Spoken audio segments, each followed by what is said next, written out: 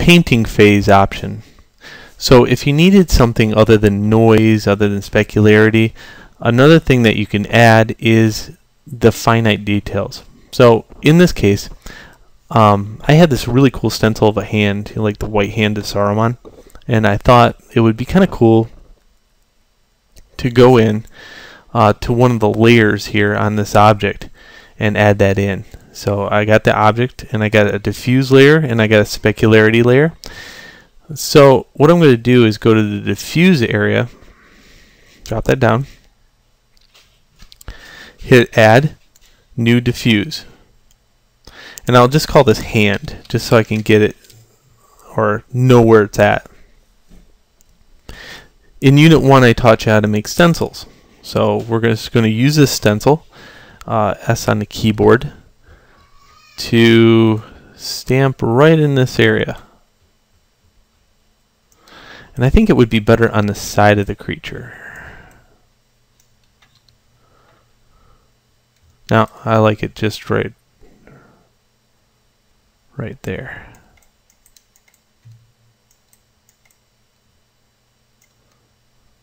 Perfect. Alright, now since this is a stencil, we can go in here, and I'm just seeing if I can make that a little bit more visible. Go to the paint tools. I can either project it on like that, or I could have painted it on. I like the projection.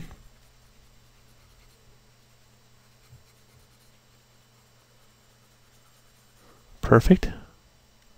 Now I like that, but what if it was shiny in that area? So here, let's click this and go to specularity.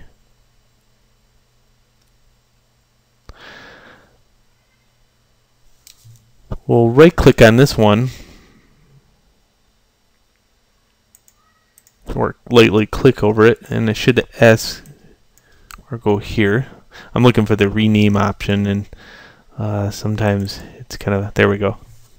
Kind of picky sometimes. If you click on it just right, you get it. So here's hand, and it already has a hand. That's weird how it doesn't like that. So hand spec. Alright, now I haven't moved the skull at all, and what I'm going to do here is I'm going to project it here in the specularity, and that will make that hand shiny.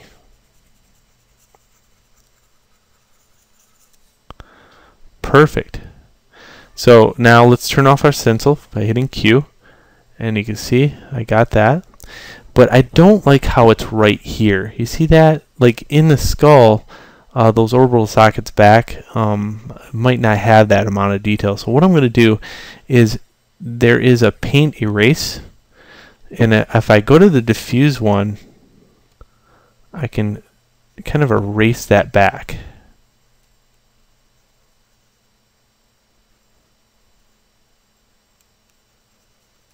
And it probably wouldn't get into the nose area either.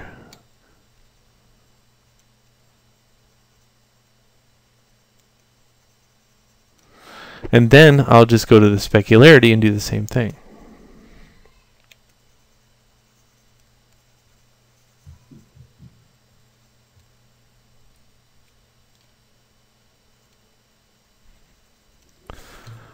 Perfect.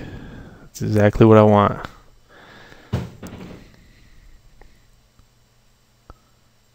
Nice.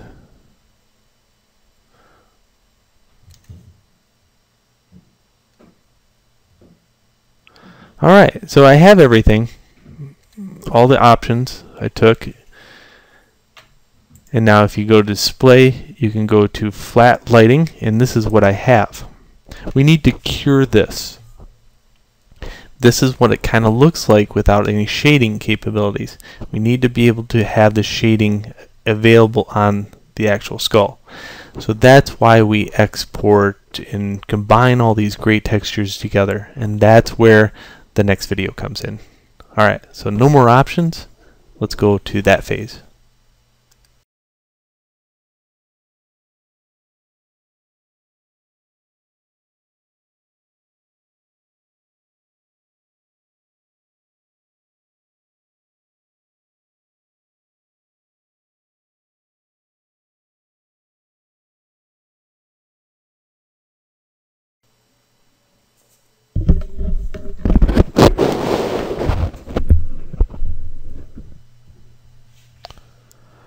Alright, now that it's been extracted fully, we're going to be looking at the outcome of it. So I got my normal map and my skull OCC TIFF.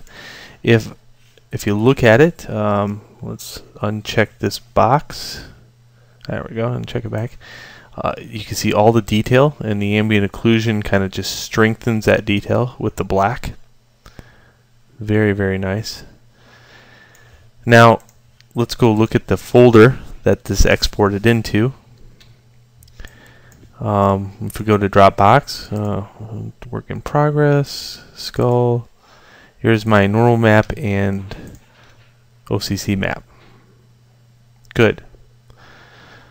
Alright, so the next thing I want to do in the next video is go through the conversion and the addition of additional things like, let's say, surface noise for this. How do we dictate that surface noise? How do we add another normal map just in case you need it? Okay. In most cases, this would be pretty good. I like this, but again, I want to plan for the future and show you how to do that. I think it's very important.